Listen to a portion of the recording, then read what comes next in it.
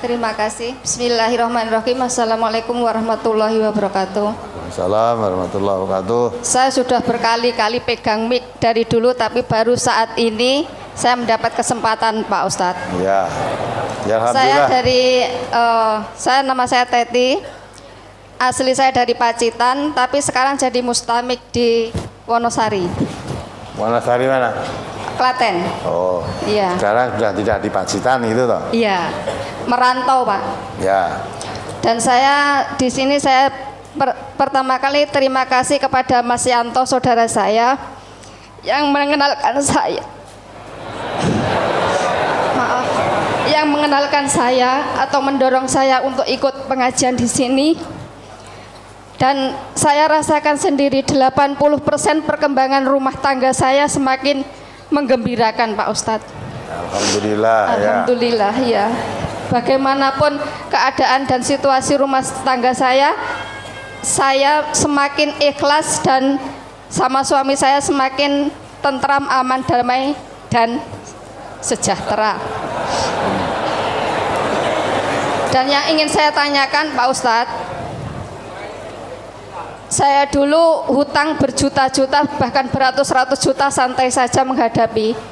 Tapi untuk saat ini saya ya setelah ikut pengajian ini mungkin ya ada perubahannya.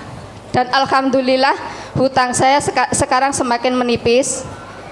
Karena dulu saya mendengarkan pengajian ini pun tipnya hutang, Pak. Iya, dan saya dengan santainya lama-lama saya bayar, sedangkan setelah saya sadar dan saya takut akan hutang, tak pekso-pekso bulan kemarin baru saya bayar 500.000, Pak Ustadz. Alhamdulillah. Dan yang juga saya masih kepikiran karena suatu hal dan untuk kepentingan keluarga, orang tua dan saya mempunyai hutang kepada teman pengajian saya. Dan saya juga tadi waktu Ustadz bilang saat mengundur-undur waktu membayar hutang itu termasuk orang yang munafik, itu saya takut sekali, Ustadz. Tapi karena keadaan saat ini saya mungkin sudah mundur 1 bulan belum bisa ini melaksanakan. Dan saya semakin bertekad seandainya lemari saya atau kursi saya laku, karena saya jualan kursi,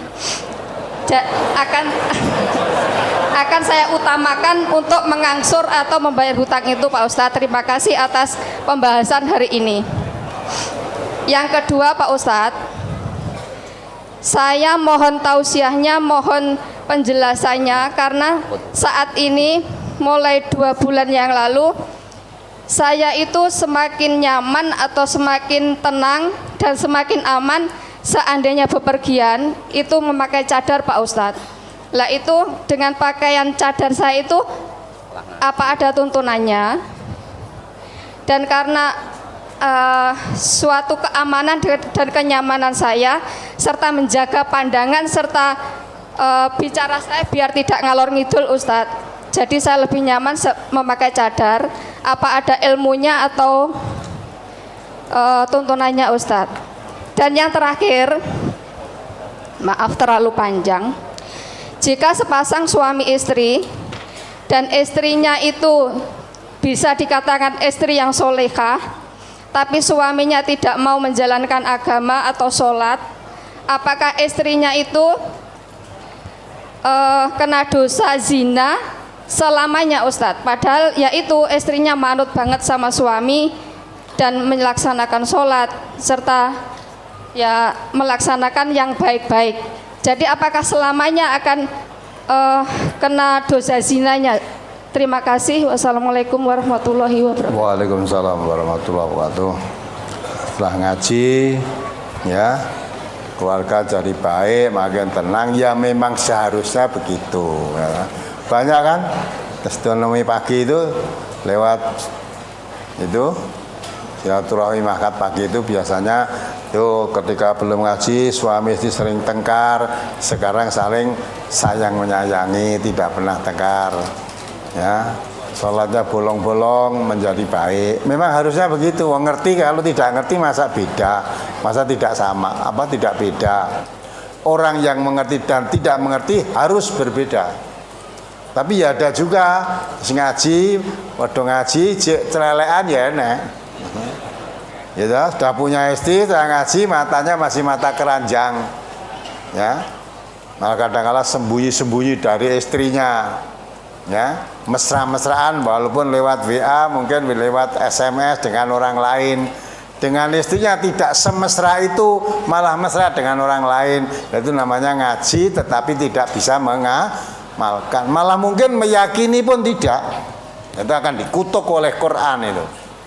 Ya, karena orang yang mengkaji Al-Quran, membaca Al-Quran, tapi dia dijauhi dari Al-Quran. Kamintal Quran wal Quran yal'anuhum. Berapa banyak orang mempelajari atau membaca Al-Quran, tapi Quran melaknatnya. Dilaknat oleh Al-Quran itu artinya perilakunya makin jauh dari aturan Quran. Ya, itu suruh baik, kasih sayang sama istrinya, malah dengan istrinya ya saklek aja, ngomong aja seperti dalam telepon, ya. Tapi kalau dengan orang lain malah mesra-mesraan, betah-betahan, berjam-jam. Lah itu namanya dijauhi dari Quran. Itu pasti bakal hidupnya bakal celaka. Orang begitu itu karena mengabaikan peringatan Allah, mesti bakal menemui kehidupan yang sempit dunia maupun akhirat. Ya kan? Jadi alhamdulillah kalau ngaji ada perubahan, berarti ngamalkan hasil ngaji.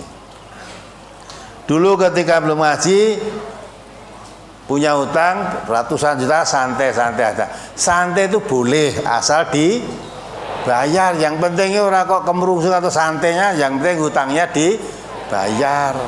Kalau dengan santai bisa bayar, itu lebih baik daripada kemerungsung orang kebayar.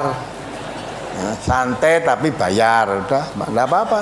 Itu berarti bagus.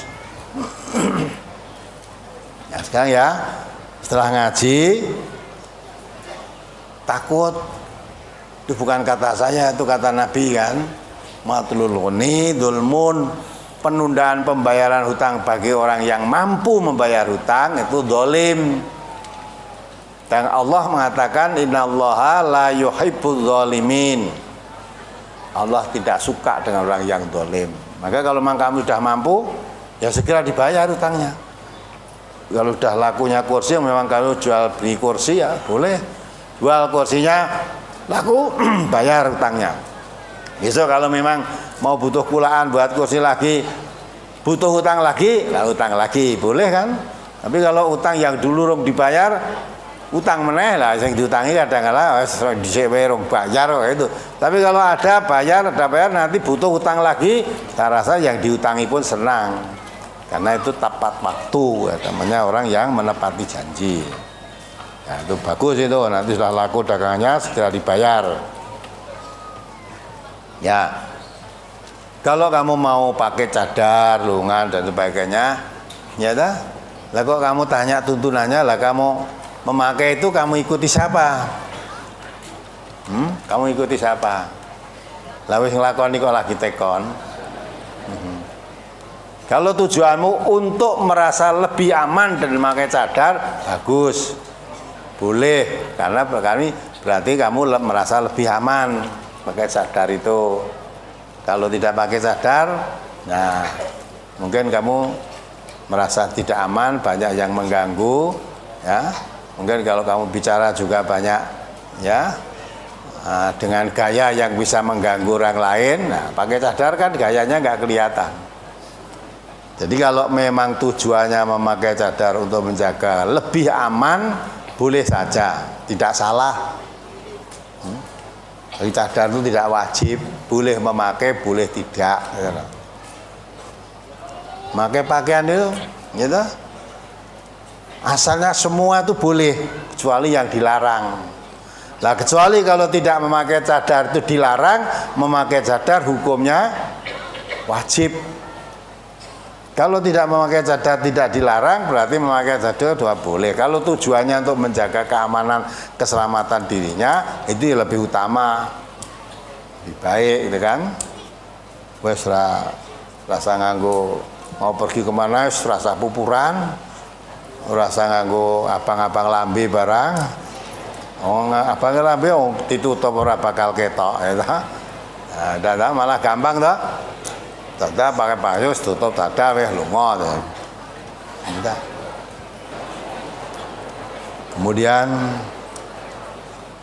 kalau istrinya solihah, suaminya tidak sholat, apa boleh, bagaimana, dan manut dengan suaminya.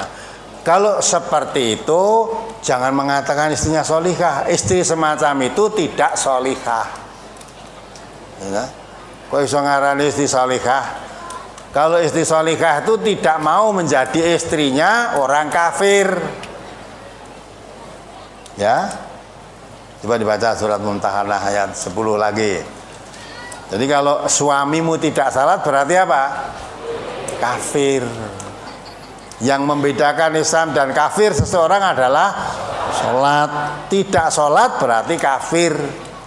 Nah, istri yang solihah tidak mungkin mau jadi istrinya orang kafir. Begitu pula laki yang soleh tidak mungkin mempunyai istri yang kafir. Jadi kamu jangan mengatakan istrinya soleh, lakinya tidak sholat, ya itu pernikahannya tidak sah. Kalau tidak sah berarti ya zina itu. Nah, coba dibaca surat Al-Mumtahanah nomor surat 60 ayat 10. Ini bukan saya yang Allah, kamu baca sendiri di rumahnya nanti ayatnya. Ya ayyuhalladzina amanu idza ja'akumul mu'minatu muhajiratin famtahinuhun Allahu a'lamu bi imanihinna fa in 'alimtumuhunna mu'minatin fala tarji'uhunna ilal kuffar lahunna khillul lahum wa lahum yakhilluna lahun ila akhiril ayat. Ya, dah sampai di situ aja. Hai orang-orang yang beriman, apabila datang berhijrah kepadamu perempuan-perempuan yang beriman, maka hendaklah kamu uji keimanan mereka. Allah lebih mengetahui tentang keimanan mereka. Maka jika kamu telah mengetahui bahwa mereka benar-benar beriman, maka janganlah kamu kembalikan mereka kepada suami-suami mereka, yakni orang-orang kafir. Nah, itu ya. Fala tarji'uhunna ilal kuffar. Jadi jangan kamu kembalikan pada suaminya yang kafir tadi. Ini ada wanita mau hijrah. Nabi itu. Habis suruh menguji wanita hijrah kok ninggalkan suami, diuji. Ini betul-betul hijrah mengikuti Nabi atau hijrah karena purik dengan suaminya. Mau punya suami kok hijrah sendiri, suaminya ditinggal. Kalau Allah sudah tahu, tapi Nabi kan tidak tahu, maka supaya diuji. Ya, ditanya betul, kamu hijrah karena Allah dan Rasul, apa hijrah karena kamu sedang marah dengan suami? Gitu kan? Kalau ternyata dia hijrahnya karena iman, suaminya diajak memang tidak mau, memang kafir, maka Allah katakan, ya, fala tarji'uhunna ilal kuffar. Boleh ikut hijrah, jangan kamu kembalikan kepada suami-suaminya yang kafir. Tuh berikutnya terus.